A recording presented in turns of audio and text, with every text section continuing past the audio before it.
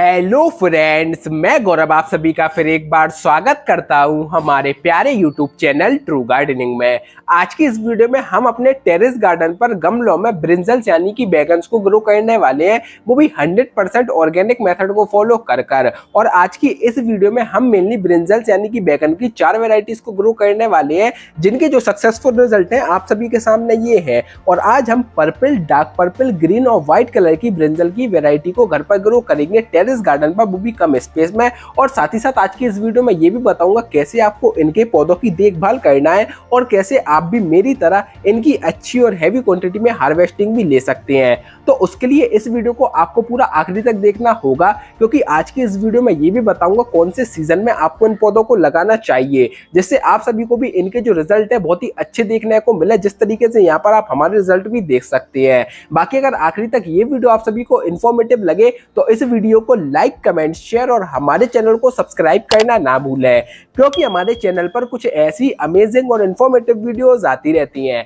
तो चलिए हम आज का वीडियो स्टार्ट करते हैं। तो सबसे पहले अगर हम ब्रिंजल प्लांट्स को उनके सीड से ग्रो करने के लिए अगर सॉइल मीडिया की बात करें, उसमें आपको यूज करना है 50% रहेगी कोकोपीट यानी कि नारियल का बुरादा और 50% रहेगा वर्मी कंपोस्ट यानी कि केचुए की खाद। इन दोनों को आपको अच्छी तरीके से मिक्स कर लेना है और जो one of the best potting soil है ब्रिंजल सीड्स को ग्रो करने के लिए, वो यहाँ पर रेडी हो जाएगा।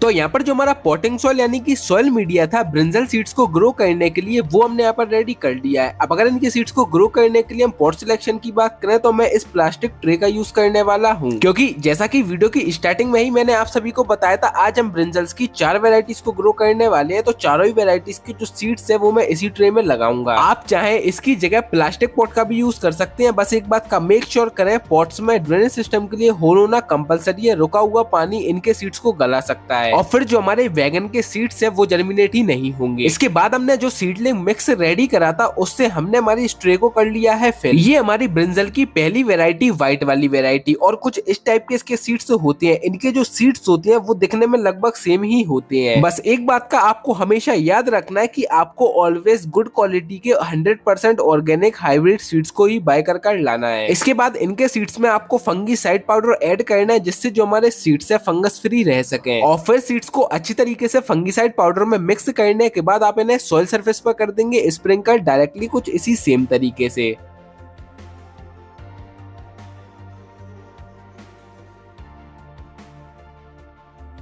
तो यहाँ पर जो हमारी ब्रिंजल की पहली वेराइटी थी, व्हाइट वाली वेराइटी, उसके सीड्स को हमने अच्छी तरीके से फंगीसाइड पाउडर में मिक्स करने के बाद सॉइल सरफेस पर स्प्रिंकल कर दिया है। अब बिल्कुल इसी सेम तरीके से जो हमारी इसकी बची हुई वेराइटीज है उनके भी सीड्स को मैं सॉइल सरफेस पर स्प्रिंकल कर देता हूँ। और अगर आप भी अपने घर पर ब्रिंजल के पौधों को ग्रो करना चाहते हैं तो मेनली आप इन्हें 3 सीजन में ग्रो कर सकते हैं, यानी कि साल भर आप इन्हें ग्रो कर सकते हैं। अगर आप इसकी समर क्रॉप चाहते हैं तो जनवरी से लेकर मार्च तक आप इसकी सीडलिंग कर सकते हैं। अगर मानसून सीजन में लगाना चाहते हैं तो जून जुलाई के मंथ में आप इसकी सीडलिंग कर सकते हैं। और अगर विंटर सीजन में लगाना चाहते हैं तो सितंबर अक्टूबर के मंथ में आप इसकी सीडलिंग कर सकते हैं। आपको इसके सक्सेसफुल रिजल्ट देखने को मिलेंगे। तो यहाँ पर जो हमारी ब्रिंजल की सारी वेराइटीज थी, 4 वेराइटीज, उनके मैंने सीड्स को यहाँ पर सॉइल सरफेस पर स्प्रिंकल कर दिया। और इनके सीड्स को आपको डिस्टेंस पर स्प्रिंकल करना है, सीड्स की ओवरलैपिंग नहीं होनी चाहिए। वैसे तो मैंने आप सभी को वीडियो की स्टार्टिंग में ही बता दिया था कि कौन कौन सी वेराइटीज को आज की इस वीडियो में मैं ग्रो कर आप सभी को बताने वाला हूँ, लेकिन फिर भी मैं आप सभी को बता देता हूँ फिर से एक बार। तो मैंने यहाँ पर इसकी व्हाइट वाली, पर्पल वाली, ग्रीन वाली और डार्क पर्पल वाली वेराइटी को लगाया हुआ है। इसके बाद हमें क्या करना है, ऊपर से सेम पॉटिंग सॉइल की आधा से 1 इंची तक की लेयर कर देना है। सीड्स को अच्छी तरीके से सेम पॉटिंग सॉइल से कर देना है कवर। और सीड्स को ऊपर से सेम पॉटिंग सॉइल से अच्छी तरीके से कवर करने के बाद हल्के आप इसकी अच्छी तरीके से कर देंगे वाटरिंग। और वाटरिंग करने के बाद इस ट्रे को ऐसी लोकेशन पर प्लेस कर देंगे जहां इसे मॉर्निंग की 5 से 6 घंटे की डायरेक्ट सनलाइट की रोशनी मिल सके। ये हमारे सीडलिंग करने के कुछ 10 दिन बाद के रिजल्ट। और फाइनली इनके जो सीड्स है वो यहाँ पर सक्सेसफुली जर्मिनेट हो चुके हैं और अभी भी इनके जो और सीड्स हैं वो भी जर्मिनेट हो रहे हैं। लेकिन इसकी जो डार्क पर्पल वाली वेराइटी है उसका अभी तक एक भी सीड जर्मिनेट नहीं हुआ है। तो चलिए अब हम कुछ दिन का वेट और करते हैं जब तक इस वाली वेराइटी के भी सीड्स जर्मिनेट होते हैं। आपको बस इसकी वाटरिंग का रखना है ख्याल और थोड़े पेशेंस रखना है, क्योंकि सारी वेराइटीज एक साथ ग्रो नहीं होती है।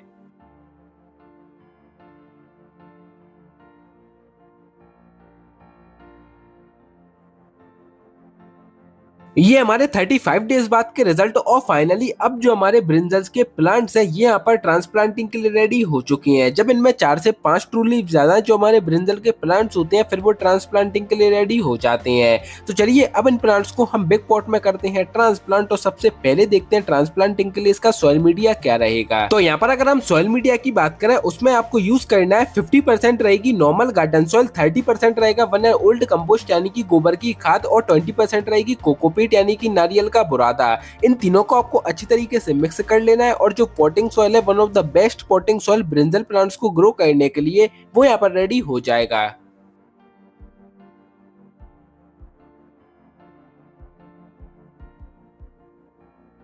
तो यहाँ पर जो पॉटिंग सॉइल यानी कि सॉइल मीडिया था ब्रिंजल प्लांट्स को ग्रो करने के लिए वो हमने यहाँ पर रेडी कर लिया है। अब अगर इनके पौधों को ग्रो करने के लिए हम पॉट सिलेक्शन की बात करें तो ब्रिंजल के पौधों को आपको ऑलवेज जो लार्ज साइज के पॉट्स या कंटेनर्स होते हैं उन्हीं में ही लगाना चाहिए, क्योंकि जितने बिग साइज के पॉट्स में आप इनके प्लांट्स को लगाएंगे उतने ही ज्यादा अच्छे इनके प्लांट्स हो पाएंगे और जब इनके प्लांट्स अच्छी तरीके से ग्रोथ कर पाएंगे तो एट द एंड हमें इसकी जो हार्वेस्टिंग है वो भी अच्छी और हैवी क्वांटिटी में देखने को मिलेगी। और अगर आप एक बार ब्रिंजल के पौधों को उनके सीड से लगा लेते हैं तो मिनिमम ये आपको फ्रूटिंग लगभग 7 से 8 महीने तक अनलिमिटेड देता ही रहता है इसका एक पौधा। बस आपको इस पौधे की देखभाल करना पड़ती है। लेकिन जब भी हम टेरेस गार्डन पर गार्डनिंग करते हैं तो हमारे साथ जो सबसे बड़ी प्रॉब्लम आती है वो यही आती है कि कम स्पेस होने की वजह से हम ज्यादा पॉट्स को नहीं रख पाते हैं। इसलिए आप मेरी तरीके से यानी कि मेरे आइडिया को फॉलो कर घर पर कम स्पेस में ढेर सारे पौधों को ग्रो कर सकते हैं। अब जैसा कि देखिए अभी मेरे पास जो बिग साइज के पॉट्स हैं वो अवेलेबल नहीं है क्योंकि उनमें पहले से ही प्लांट्स लगे हुए हैं। तो इन ब्रिंजल के स्मॉल पौधों को अभी मैं इस मीडियम साइज के पॉट्स में लगा रहा हूँ। जब इन्हीं में ये अच्छी तरीके से ग्रोथ कर लेंगे तो फिर बाद में इनके पौधों को मैं ट्रांसप्लांट कर दूंगा और भी लार्ज साइज के पॉट्स में, और वो अभी इस वीडियो में मैं आप सभी को आगे कर भी बताऊंगा। और साथ ही साथ ये भी बताऊंगा क्या क्या आपको इनके पौधों की केयर करना पड़ती है और कौन सा बेस्ट फर्टिलाइजर होता है इन प्लांट्स के लिए जिससे आप सभी को इनकी जो हार्वेस्टिंग है अच्छी और हैवी क्वांटिटी में देखने को मिले। बाकी अगर ये वीडियो आप सभी को इन्फॉर्मेटिव लगे आखिरी तक तो इस वीडियो को लाइक कमेंट शेयर और हमारे चैनल को सब्सक्राइब करना ना भूलें क्योंकि हमारे चैनल पर कुछ ऐसी अमेजिंग और इन्फॉर्मेटिव वीडियोस आती रहती हैं। तो फाइनली यहाँ पर मैंने भी चारों ही वैरायटी के दो प्लांट्स को यहाँ पर सिलेक्ट कर लिया था और इन पॉट्स में लगा दिया। और लगाने के बाद आपको हल्का कर देना है इनकी वाटरिंग अच्छी तरीके से जिससे जो हमारे प्लांट्स है ये ट्रांसप्लांट शॉक से बच जाए। और एक बात हमेशा मेक श्योर करें कि बॉटम में ड्रेनेज सिस्टम के लिए होल होना कंपलसरी है जिससे एक्स्ट्रा वाटर अच्छी तरीके से ड्रेन आउट हो सके। तो यहाँ पर मैंने भी इन सारे ही पौधों की अच्छी तरीके से वाटरिंग कर दी है। इसके बाद इन पॉट्स को आपको 2 से 3 दिनों के लिए शेडी एरिया में प्लेस कर देना है जिससे जो हमारे प्लांट्स है ये ट्रांसप्लांट शॉक से बच जाए और अपनी न्यू सॉइल में अच्छी तरीके से स्टेबल हो जाए। इसके बाद फिर आपको इन सारी पॉट्स को ऐसी लोकेशन पर प्लेस करना है जहाँ इन्हें दिन भर डायरेक्ट सनलाइट की रोशनी मिल सके। बाकी हमें कुछ नहीं करना, सिर्फ इन पौधों की वाटरिंग का रखना है ख्याल डेली बेसिस पर।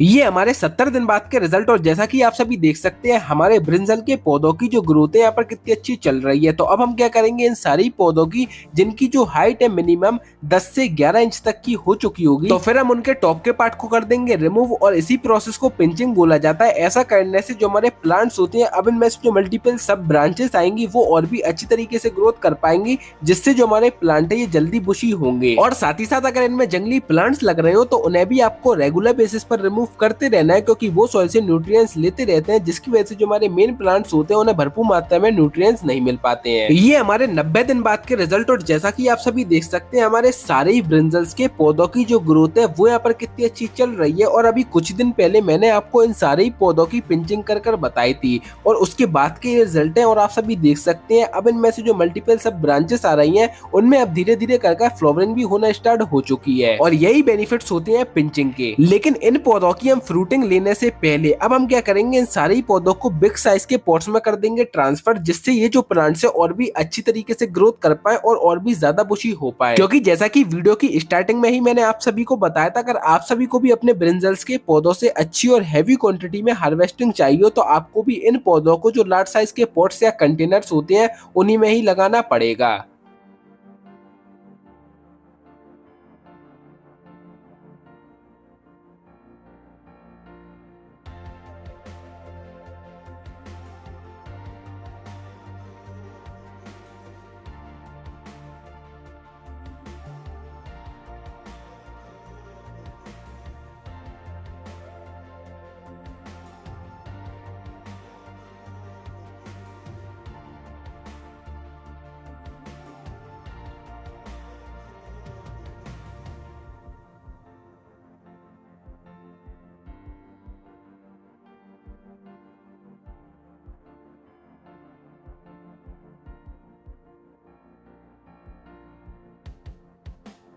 तो यहाँ पर जो हमारे सारे ही ब्रिंजल्स के पौधे थे उन्हें मैंने यहाँ पर जो लार्ज साइज के पॉट्स होते हैं उनमें ट्रांसफर कर दिया है। अब यहाँ पर जो सेम पॉटिंग सॉइल मैंने आप सभी को बनाकर बताया था वीडियो की स्टार्टिंग में, वही सेम पॉटिंग सॉइल में मैंने इनके पौधों को ट्रांसप्लांट करा है। और इनके पौधों को ट्रांसप्लांट करना कोई ज्यादा हार्ड काम नहीं होता है, बड़ी आसानी से आप इनके पौधों को बिग साइज की पॉट्स में ट्रांसफर कर सकते हैं। बस एक बात का याद रखना है, इन पौधों की रूट्स को आपको ज्यादा डैमेज नहीं करना है। और साथ ही साथ इन पौधों को बिग साइज के पॉट्स में ट्रांसफर करने के बाद हल्का आप अच्छी तरीके से इनकी कर देंगे वाटरिंग। और वाटरिंग करते टाइम भी आप सभी को एक चीज का ख्याल रखना है, वाटर में आपको सीवीड एक्सट्रैक्ट को ऐड कर लेना है, क्योंकि सीवीड एक्सट्रैक्ट ओवरऑल प्लांट की ग्रोथ को बूस्ट करने के लिए बहुत ही बेस्ट होता है।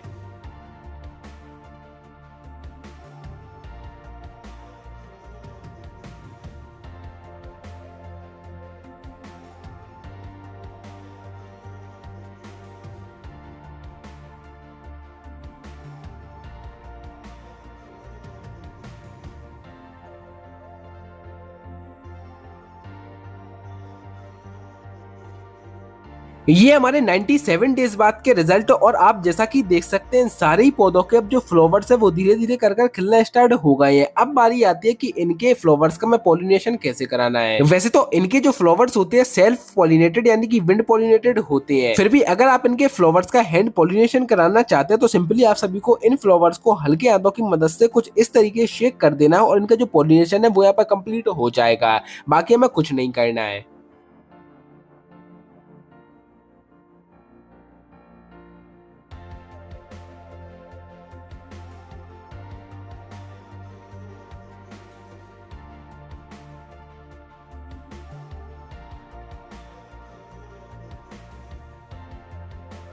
ये हमारे 108 दिन बाद के रिजल्ट। और जैसा कि आप सभी ने देखा इनके प्लांट्स में अब धीरे धीरे कर छोटे छोटे से ब्रिंजल्स यानी कि बैगन बनना भी स्टार्ट हो चुके हैं। तो हमें क्या करना है, हर 20 से 25 दिनों के गैप में इनके पौधों में वर्मी कंपोस्ट यानी कि गोबर की खाद को ऐड करते रहना है, जिससे आपके प्लांट्स को भरपूर मात्रा में न्यूट्रिएंट्स मिलते रहे। क्योंकि जब हमारे प्लांट्स को भरपूर मात्रा में न्यूट्रिएंट्स मिलेंगे तभी जाकर एट द एंड हमें इसकी जो हार्वेस्टिंग है वो भी अच्छी और हैवी क्वांटिटी में देखने को मिलेगी। और ऐसा नहीं है कि आपको सिर्फ फ्लावरिंग और फ्रूटिंग के टाइम पर ही वर्मी कंपोस्ट को ऐड करना है, आपको हर 20 से 25 दिनों के गैप में वर्मी कंपोस्ट को अपने पौधों में ऐड करते रहना है, जिससे आपके प्लांट्स को न्यूट्रिएंट्स डेफिशिएंसी ना हो पाए।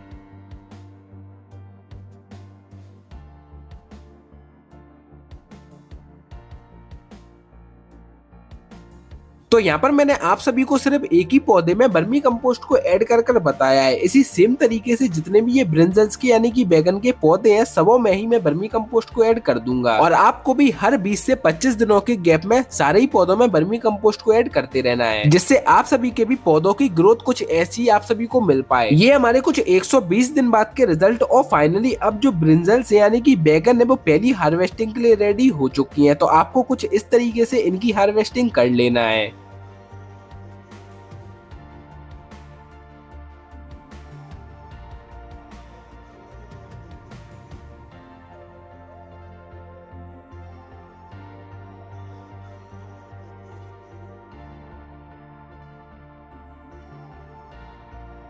ये हमारे 132 दिन बाद के रिजल्ट। और फाइनली अब जाकर जो हमारे ब्रिंजल्स हैं ये सेकंड हार्वेस्टिंग के लिए रेडी हो चुकी हैं। पहली हार्वेस्टिंग में सिर्फ इसकी एक ही वैरायटी के यानी कि पर्पल वैरायटी के ही ब्रिंजल्स हार्वेस्टिंग के लिए रेडी मिले थे, लेकिन यहाँ पर सेकंड हार्वेस्टिंग में लगभग हमने इसकी 4 वेराइटीज को लगाया था और चारों ही वेराइटीज के जो ब्रिंजल है वो हार्वेस्टिंग के लिए यहाँ पर रेडी हो चुके हैं। तो चलिए यहाँ पर मैं आज इनकी फिर से करता हूँ हार्वेस्टिंग। जिस तरीके से हमने पहली बार इसकी हार्वेस्टिंग करी थी उसी सेम तरीके से यहाँ पर हम सेकंड हार्वेस्टिंग में इनकी कर लेते हैं। बाकी आज की ये वीडियो आप सभी को कैसी लगी तो नीचे कमेंट बॉक्स में कमेंट कर जरूर बताइएगा। और अगर ये वीडियो आप सभी को पसंद आई हो तो इस वीडियो को लाइक करना, शेयर करना, हमारे चैनल को सब्सक्राइब करना ना भूलें, क्योंकि हमारे चैनल पर कुछ ऐसी अमेजिंग और इन्फॉर्मेटिव वीडियोस आती रहती हैं।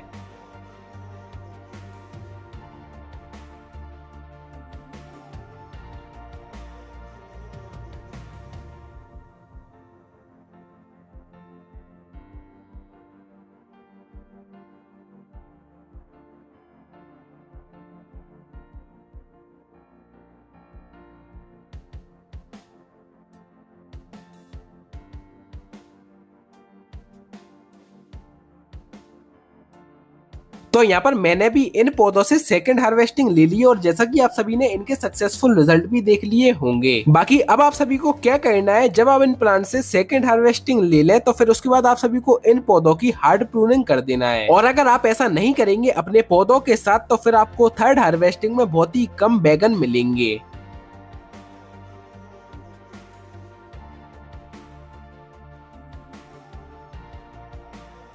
तो उम्मीद है फ्रेंड्स आप सभी को ये वीडियो पसंद आई होगी। So thank you friends to see my YouTube channel True Gardening. अगर आप सभी को ये वीडियो पसंद आई हो और इन्फॉर्मेटिव लगी हो तो इस वीडियो को लाइक, कमेंट, शेयर और हमारे चैनल को सब्सक्राइब करना ना भूलें। फिर मिलेंगे हम एक न्यू वीडियो के साथ। सो थैंक यू फ्रेंड्स।